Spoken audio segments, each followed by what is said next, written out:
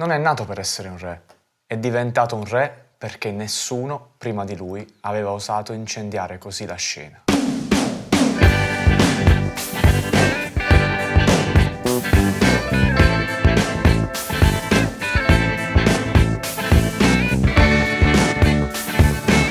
Elvis Presley non era figlio dell'America ricca e nemmeno dell'America comoda, era figlio dell'America povera. Nato l'8 gennaio del 1935 a Tupelo, Mississippi, in una casa di legno costruita dal padre Vernon con le sue mani, cresciuto tra chiese evangeliche, lavori precari e una madre, Gladys, che lo amava con un'intensità quasi feroce, Elvis cresce così, timido, sensibile, emotivo, con un rapporto viscerale con la musica gospel che sente ogni domenica. Non è un ribelle, non ancora. È un ragazzo silenzioso, gentile, che a scuola viene preso in giro per i capelli lunghi, per i vestiti troppo appariscenti, per quell'aura da diverso che non sa spiegare. La musica è la sua via di fuga. Il gospel delle chiese nere, il blues dei juke joint del Mississippi, il country delle radio locali e le ballate italiane che ama imitare perché hanno quella drammaticità che gli rimane addosso. Quando Elvis ha 13 anni, la famiglia si trasferisce a Memphis. È una città dura, viva, piena di contraddizioni, tra Beale Street e i quartieri operai, tra la segregazione e le radio nere che trasmettono rhythm and blues.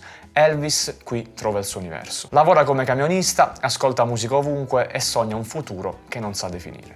Poi un giorno, nel 1953, entra alla Sun Records di St. Phillips per incidere 2 canzoni a pagamento. Sono un regalo per sua madre.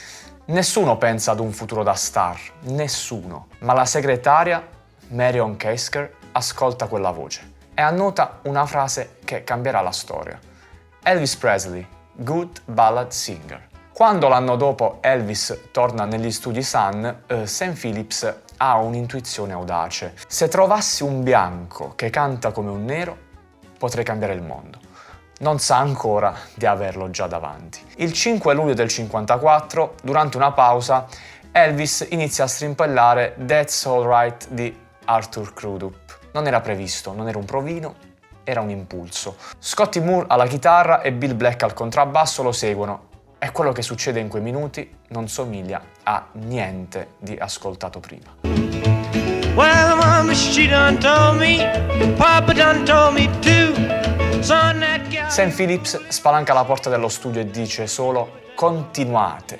Nasce il rockabilly, nasce qualcosa che non esisteva, nasce Elvis.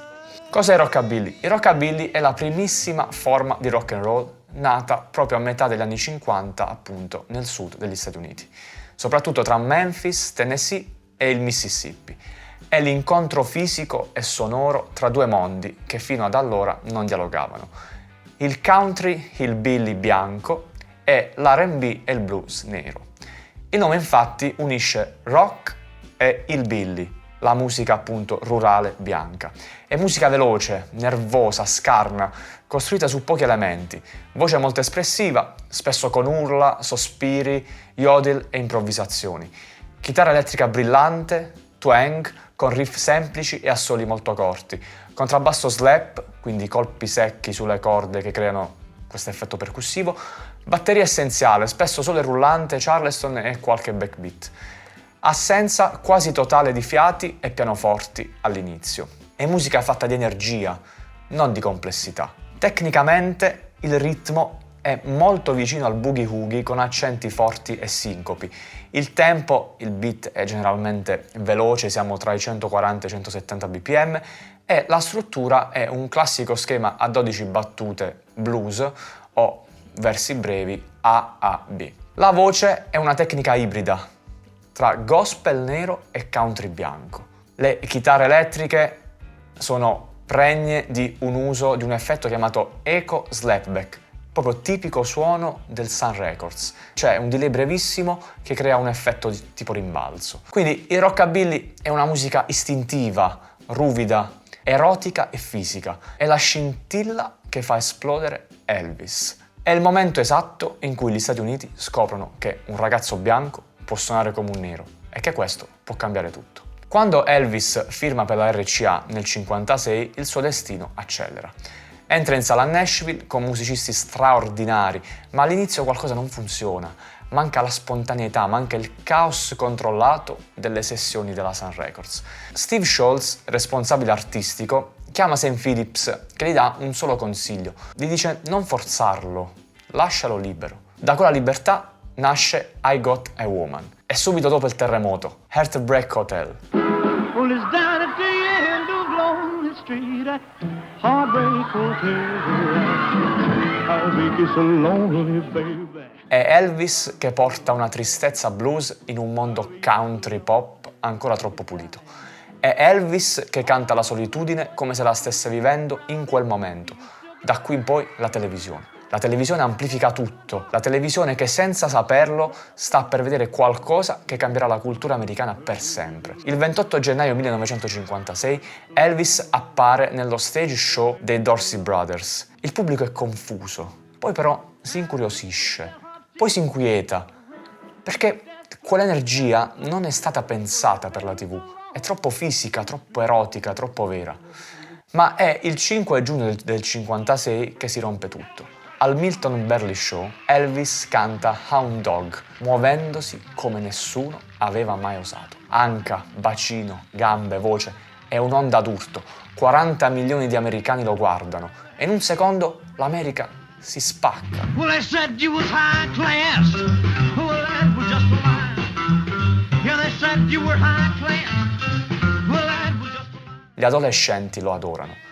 I genitori lo temono, i giornali lo attaccano con violenza, osceno, animale, pericolo morale. La risposta? Un Elvis costretto a cantare Hound Dog a un bassotto in diretta TV. Un'umiliazione, un tentativo disperato di normalizzarlo, ma è troppo tardi. La miccia ormai è accesa.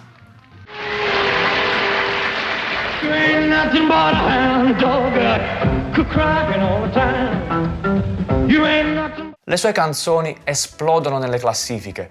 Don't Be Cruel, Love Me Tender, Blue Suede Shoes, versione RCA. Nel 56 Elvis è ovunque.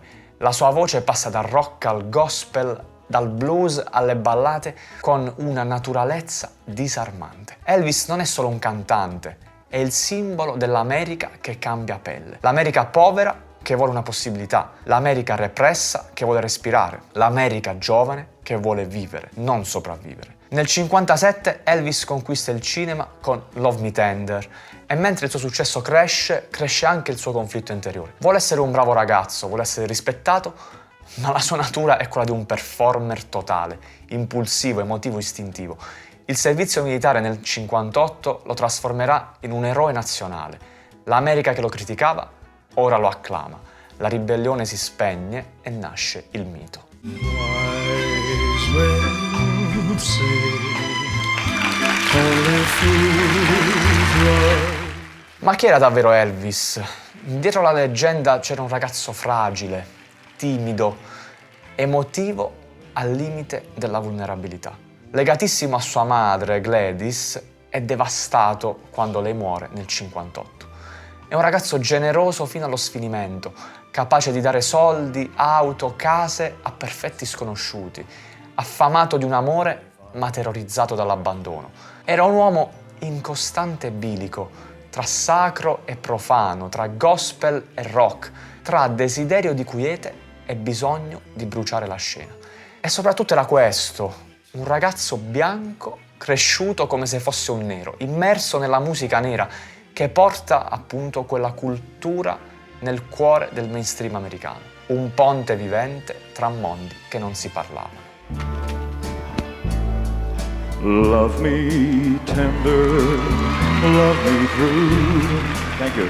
Never let me go.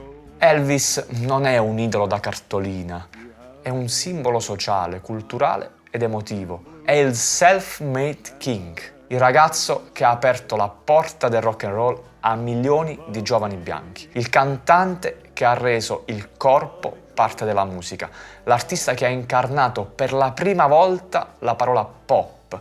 È lui che dà inizio a tutto, è lui che ancora oggi guardiamo per capire da dove veniamo. You afraid of me? Okay. Love me tender, love me dear. Tell me. E sotto in descrizione come alla fine di ogni video, una playlist essenziale con i migliori brani del self-made king Elvis Presley.